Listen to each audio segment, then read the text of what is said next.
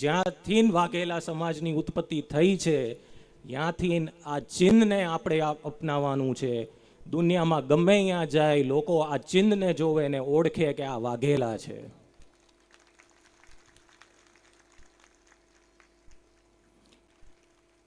ગાંગડ ઠાકોર સાહેબ શ્રી ભારદ્વાજસિંહજી વાઘેલા સાહેબ આપણી વચ્ચે વધારે છે. ખૂબ જોરદાર તાળીઓ સાથે આપણે એમને કહીએ કે બે શબ્દો સાહેબ અમારા માટે આપના ખૂબ ઇમ્પોર્ટન્ટ છે.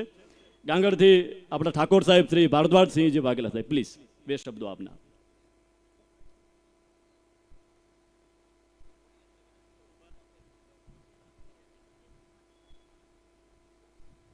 જેટલા બી ભાઈઓ બહેનો બેઠા છે પ્લીઝ જગ્યા છોડીને ન જવા વિનંતી. થોડી વાર માટે બેસો. સરસ મજાનો કાર્યક્રમ છે. આપણા પ્રમુખ સ્થાને જે વ્યક્તિઓ છે ને સાંભળવા, એમનો વિચાર સાંભળવો આજના પ્રસંગે ખૂબ મહત્વનો છે. તો પ્લીઝ બધાને વિનંતી કે પોતાની સ્થાન ન છોડે.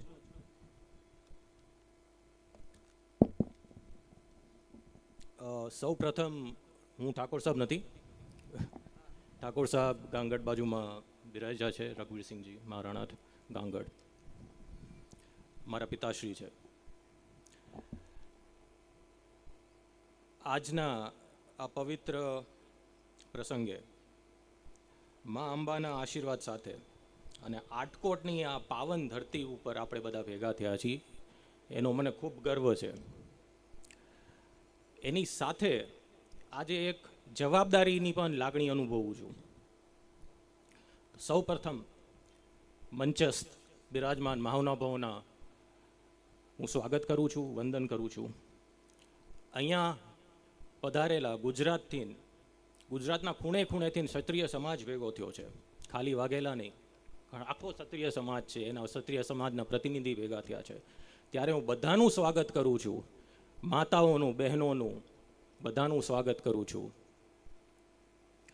આજે ખરેખરમાં આ બાપુ સાહેબ ક્ષત્રિય સંમેલન છે, જેમાં મારા વાઘેલાને યજમાન બનવાનો લાવો મળ્યો છે.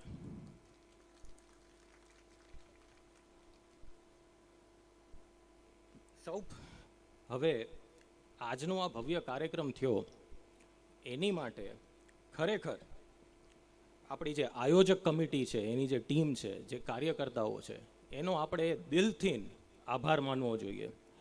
મને ખ્યાલ છે આ ટીમ આખા ગુજરાતના ગામ ગામ ફરીને બધા જને આમંત્રણ આપવા પહોંચી છે. 15 દિવસ સુધી સાહેબ ઘરે નથી પહોંચી ટીમ. અદ્ભુત કાર્ય કર્યું છે અમને. આ કાર્ય બિલકુલ સરળ નથી. આખો સમાજ ભેગો કરવો અને એની માટે ગામે ગામ જવું, પર્સનલી બધાને આમંત્રણ આપવું.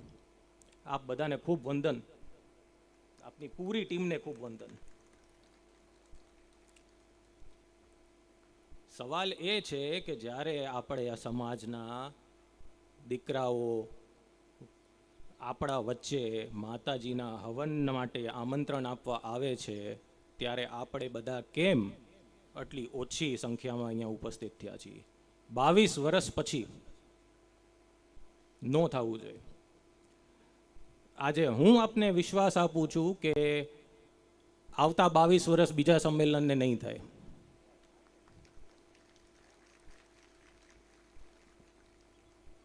બિલકુલ નહીં થાય. આની પહેલા ભાઈ રુદ્રદત્તસિંહજી છવાસર અહીંયા બેરાયેલા છે, એમને ને એમની ટીમે 2004માં સંમેલન કરેલું. આજે 2026માં છીએ આપણે. 22 વર્ષ વાઘેલા સમાજ એ જગ્યાએ ભેગા થવામાં કાઢી નાખે જ્યાંથી વાઘેલા સમાજની ઉત્પત્તિ થઈ. કેટલું યોગ્ય? યોગ્ય ખરું? બિલકુલ નહીં. બધાએ જ આવવું જોઈએ, વારંવાર આવવું જોઈએ. આપણે આપણો ઇતિહાસ જાણી છીએ. આપણો ઇતિહાસ ખૂબ જ ગર્વપૂર્ણ છે. પણ આજનો જે સમય છે એ ખાલી ઇતિહાસ આપણે આપણો સાંભળીને ઇતિહાસમાં જીવવાનો નથી. આજના સમયમાં આપણે આગળ વધવાનો સમય છે અને એની માટે એકતામાં શક્તિ અને એકબીજાનો સહકાર એ ખૂબ જરૂરી છે. આપણે બધા એક તો થઈ ગયા છીએ, બાપુ સાહેબ, સમાજ એક નથી થતો, સમાજ એક નથી થતો એવું આપણે ઘણીવાર સાંભળેલું છે, પણ આજે મને ગર્વ થાય છે કહેતા કે વસ્તુ એવી નથી. ક્ષત્રિય સમાજ પહેલાં કરતાં ઘણો એકજૂટ છે. ખાલી ગુજરાતનો નહીં, આખા ભારતનો. આખા ભારતના, ભારત રાજ્યના, ભારત દેશના અડગ પાયા તરીકે ક્ષત્રિય સમાજ હંમેશા ઊભો છે, આગળ પણ ઊભો જ રહેશે. એકતા તો થઈ ગઈ, હવે ગેર બદલવાનો વારો આવ્યો છે સાહેબ. પેલા ગેર પતી ગયું, હવે સહયોગનો સમય છે. સહયોગ ક્યારે થશે? જ્યારે આપણે એકબીજાની સાથે ઊભા રહેશું, આકડા સમયમાં ઊભા રહેશું, આવા પ્રસંગોમાં ઊભા રહેશું, નાના મોટા સમાજના દરેક પ્રસંગમાં એકબીજાની સાથે ઊભા રહેશું, વ્યવસાયમાં એકબીજાની સાથે ઊભા રહીશું, શિક્ષણ ક્ષેત્રે આપણે એકબીજાની સાથે ઊભા રહીને આપણા સમાજના દીકરા દીકરીઓને ખાલી માર્ગદર્શન નહીં આપી, પણ એમની માટે સારી તકો પણ આપશું, એમને સારામાં સારું એજ્યુકેશન આપશું. અને આ બધું જ આપણે બધાએ ભેગા મળીને કરવાનું છે, એકબીજાના સહયોગથી કરવાનું છે. કોમ્પિટિશનમાં ઉતરવાનું નથી, આપણે એકબીજાની સાથે ચાલવાનું છે. આજે આપણે અહીંયાથી, જ્યાંથી આપણી ઉત્પત્તિ થઈ છે આપણા સમાજની, ગોળ ફળીને આપણે જ્યાં પાછા આવ્યા છીએ ત્યાંથી આપણે કાંઈક તો લઈ જવું જોઈએ ને સારું. તો મને ઘણીવાર બાપુ સાહેબ એક વિચાર આવે, હું જ્યાં પ્રવાસે જાઉં, ઘણા બધા ક્ષેત્રોમાં જાઉં, ત્યારે ઘણા બધા લોકલ પક્ષો હોય, સમાજો હોય, એના મને ચિહ્ન દેખાય તો હું આઈડેન્ટિફાઈ કરી શકું, આ ફલાણો પક્ષ હશે, આ ફલાણી રાજ્ય છે, કે આ ફલાણું ચિહ્ન છે. આપણે બધાએ જોયેલા હશે, બધા રજવાડા છે, એમના બધાના મોનોગ્રામ્સ હોય છે, ક્રેસ્ટ હોય છે, એક સિમ્બોલ હોય છે. મારા વાઘેલા સમાજમાં પણ ઘણા બધા જ રજવાડાઓના પોતપોતાના સિમ્બોલ્સ અને ક્રેસ્ટ છે, ખૂબ સુંદર છે. પણ મારા આખા વાઘેલા સમાજનો એક ધ્વજ નથી, કોમન ધ્વજ નથી. આજે હું આપ બધાને અનુરોધ કરીશ કે આપણે એક કોમન ચિહ્ન આપણા જીવનમાં વાઘેલા સમાજે ઇન્કોપરેટ કરવાનું છે. અને એ ચિહ્ન, એ ધ્વજ આપણા વચ્ચે અત્યારે અહીંયા ઉપસ્થિત છે. આપ અહીંયા જોઈ શકો છો. કંકોત્રી આપ બધાને મળેલી છે. કંકોત્રીમાં પણ અહીંયા એ ચિહ્ન પાછળ છે. કેમેરામેન આ કંકોત્રી ઉપર ફોકસ કરજો, બધા જોવે આ ચિહ્ન. Sorry, thank you for pointing out. આની અંદર માતાજીના નેત્ર છે. માતાજી સદૈવ આપણું રક્ષણ કરે છે. શક્તિરૂપી ત્રિશૂલ છે. માતાજીનું વાહન, જેને સોમનંદી અથવા તો દાવોન તરીકે આપણે ઓળખીએ છીએ, એ પણ છે. આ ખાલી એક ચિહ્ન એવું નથી કે કોકે દોરી નાખેલું છે.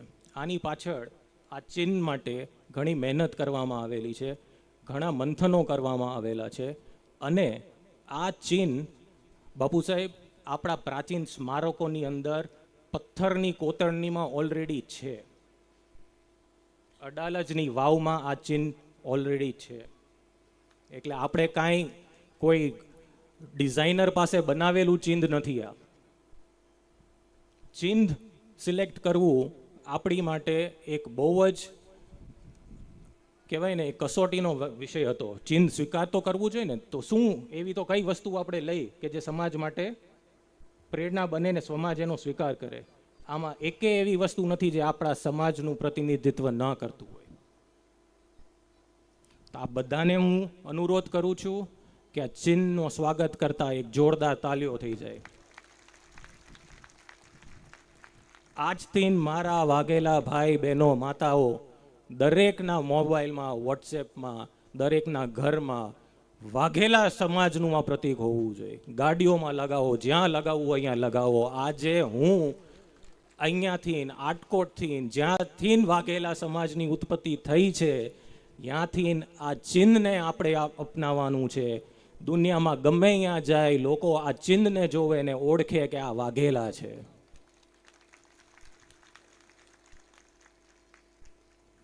ટૂંક સમયમાં આપના બધાના મોબાઈલમાં વોટ્સએપના માધ્યમથી આની કોપી આપ બધાને પહોંચી જશે. એકતા જ આપણી શક્તિ છે અને સહયોગમાં જ આપણી પ્રગતિ છે. આ મંત્ર પણ આજે આપણે અહીંયાથી લઈ જવાનું છે અને આપણે એક સફળ સમાજ બનવાનું છે. અને એની માટે આપણે બધા જ અહીંયા જેટલા પણ ઉપસ્થિત છીએ એ બધા જ કટિબદ્ધ છીએ. આ બધા જ સંકલ્પ લેશું, એક દ્રઢ નિશ્ચય કરશું કે આવતા ફેરે જ્યારે પણ આપણે અહીંયા ભેગા થાય, આ આખા આટકોટની જેટલી મને અત્યારે ખાલી ખુરશીઓ દેખાય છે ને સાહેબ, એમાંથી એકે તો ખુરશી ખાલી ન જ હોય.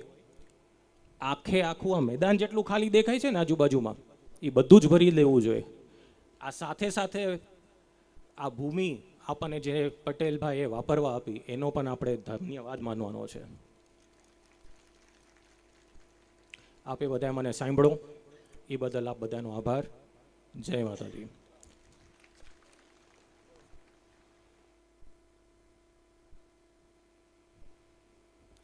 બાપુ સાહેબનો ખૂબ જોરદાર આભાર. એકવાર ખૂબ જોરદાર તાળીઓ સાથે. મારે નામ લિસ્ટ મિસ્ટેક હતી થોડીક નામ લખવામાં.